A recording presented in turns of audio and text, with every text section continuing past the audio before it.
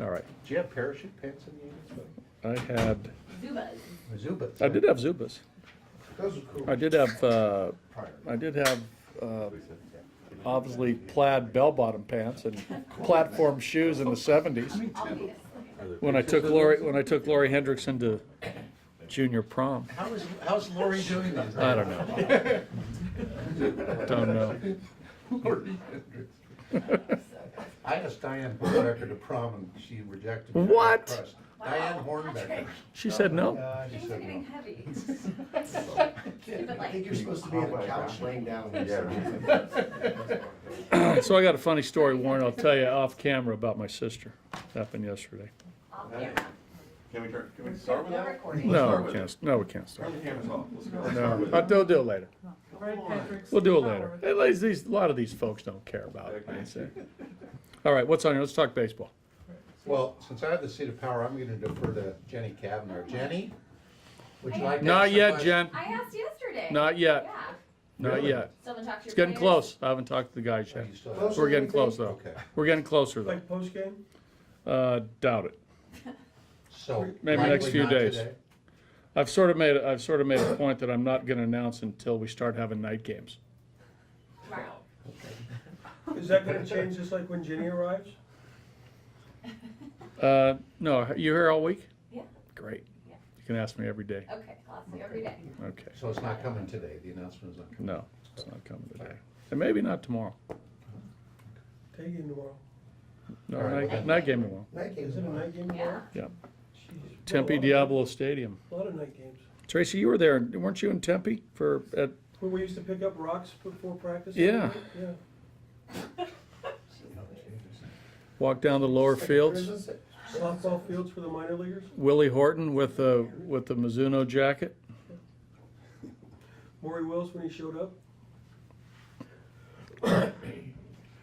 I can't say anything on camera.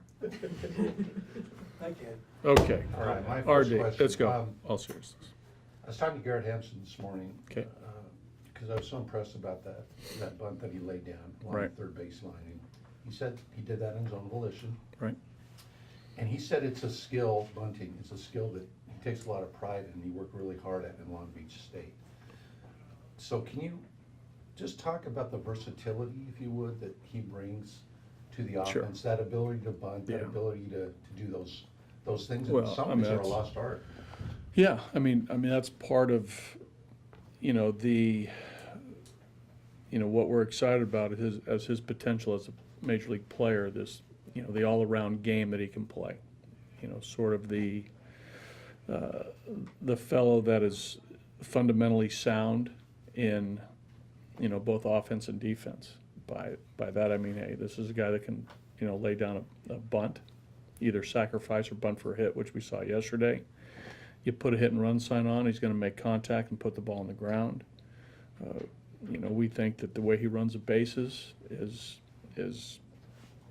outstanding, and he's got a little bit of sneaky pop, as evidenced by a couple home runs this spring.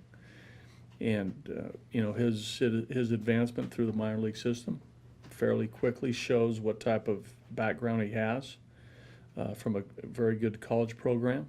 And probably how he was raised as a young player, as an amateur. So, we're excited about, his complete game. He's a guy that thinks the game, he talks the game, asks great questions.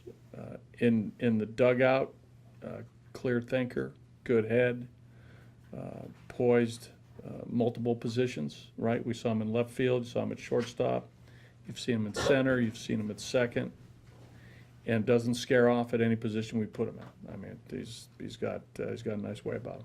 He mentioned to me that after he'd laid the bunt down, next time he came out, Chris Bryant shaded in because he had put that shot in, and then he put the double down the You mean left field line. on the 2-1 fastball inside, the sinker that he yanked down the Yes. line, that one? Yeah. Yeah, and he said that's And that's all part of part of his it. And game. that's something we talk about as, all players. Even, I'd like to see Trev do a little bit more and some of our right-handed hitters to draw that third baseman in. So when, they do hit a ball to the left side, it has a greater chance to get by because their third baseman's playing a little tighter. Yeah. So he mentioned after yesterday's game that you liked the way Tom Murphy's catching. We were asking you about his offense. Right. But I was hoping you could elaborate a little bit. What have you seen in his growth behind? Well, the we've plate? talked about that quite a bit over the spring. He's grown a lot the last couple of years on the defensive side. A lot of work with Mike Redmond and Aaron Munoz and Strip Meyer as far as just, receiving the ball. He's a good blocker.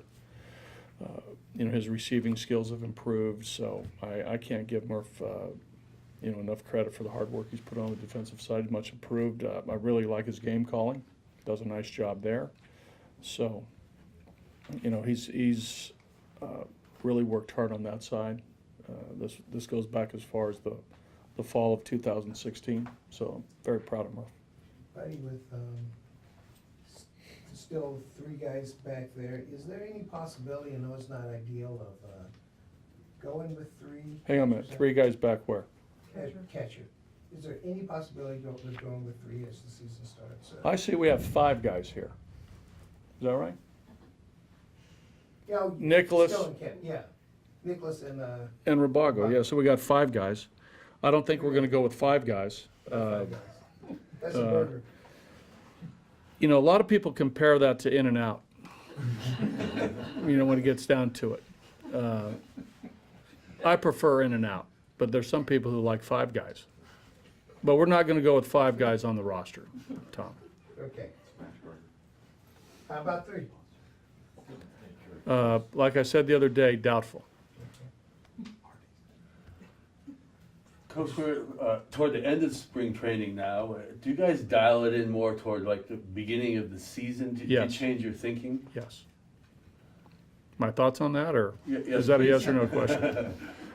Yes, we do. I think it's a natural occurrence for all teams. For us, we talk about that, as a group about, where our focus shifts from, the first day of camp and the early couple weeks to where we are now. It's natural when the clubhouse gets thinned out and players start moving from the big league clubhouse to the minor league side. Guys start seeing things change, and there's a natural mindset shift that players have when they see the end of the spring training schedule and they see the upcoming regular season approaching. It's a natural shift in how they think, and the conversation shift also. So. Yes, that does happen.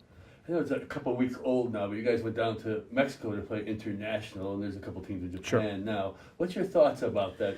Playing I think it's great. I mean, anything that grows the game, I'm in. I think that what we're doing this year, going to London, the 2 teams over in Japan now, us popping down to Mexico. I know other teams have popped down to Mexico, even as far back as 2008. I was with a team that went to China, went to Beijing, and we played a couple games over there trying to grow that market in China. So I think I'm all for it. I'm all for the international part of growing baseball. The WBC adds a lot to that as well. When you see all the countries that initially start out, trying to make the tournament. So I'm in on growth. Thank you. Yeah. With Freeland, and I'm sure you've answered this before, his home road numbers are, Pretty similar. well, it's actually very good at home Yes. compared to with the whole stereotype of how it's difficult to Right. pitch in Denver. Yeah. What is it that he has been able to do to make him? Well, I think with Kyle, and I think, I think we've seen some other pitchers, maybe not to the extent that Kyle has, but, if you make good pitches, you're going to be rewarded no matter where you pitch. I mean, by that I mean consistently you got to make good pitches. Kyle's mentality is such where he doesn't care where he pitches. The ultimate goal for Kyle is to pitch a strong game, no matter where he is. And that's what, we talk about as a group amongst our pitchers, no matter whether it's Kyle or all the way down the line of all our guys who are in big league camp. And even that discussion is being made in minor league camp as well.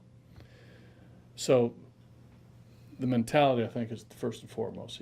He wants to win the game for the Rockies, or pitch well enough to keep our team in the game for the Rockies. I think inherently, I think being in Denver, being raised in Denver helps. Right? How can it not? I mean, he's just. I don't want to discount that, but I think it's more about who he is and how and his talent. He's good, and I think you take any good pitcher and put him in any ballpark, they're going to pitch. They're going to pitch. Do you like that you guys have a team in Lancaster? Would you prefer? Yes, Is it helpful? I think so. And Albuquerque. Oh, well, yeah. Yeah, Albuquerque's the same, man. Hey, listen, yeah, 5280. yeah. But for Mark Reynolds, he's been an interesting spot, in his career. He's not like one of these young guys comes in the spring trying to prove he can be in the league. We've known what he's done in the league for a while. So Right. when his numbers aren't necessarily blowing you away, is there something about his process that makes you go, no, he's still Mark Reynolds? Well, yeah. I mean, the thing about Mark, he's I think in his career he's signed like 5 minor league contracts coming into a big league camp. So this is something not new for Mark, but there is a track record that he's proven, and you look at his career, that speaks for itself. So I think you have to, at times you have to discount statistics, in spring training when you evaluate all players, both position players and pitchers. But in Mark's case specifically, as it relates to this year, I guess you're asking that, we look a little deeper at that. We look at bat speed. We look at how he's moving. We look at the quality of his at bats, all those things. That we dig deeper than the 30 or so at bats that he has. And from what you've seen of that, you feel like he could be that scary Yeah, late yeah, game bat sure, that you yeah. guys need. Yeah. Buddy, you talked at length yesterday after Chad Bass's performance.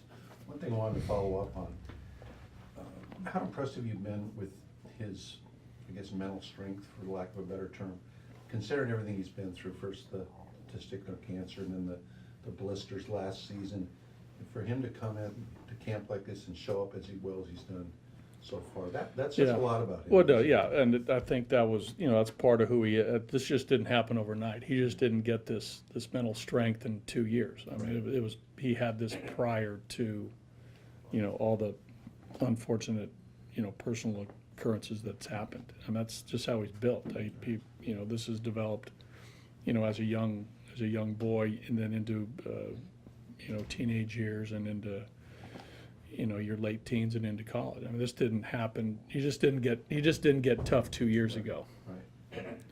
But it's part of what helped him get through everything and have a grander perspective on what's happened to him personally. So, but that was one of the things that I'd heard about when I got this job was his toughness and his mental strength and his aptitude, his head, all those things. So his how he's wired, and his for it's said all the time, but he's tough, man. He's tough. He's a tough guy. All right, thank you. We have to Do you have, Oh, Roscoe moved. Oh yeah, I'm sorry. Yeah, we've made some moves today.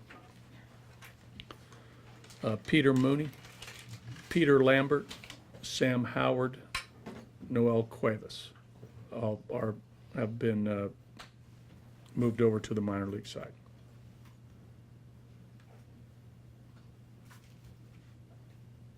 Yes, those 4 fellows. Okay, thank you. Thank you, sir. All right.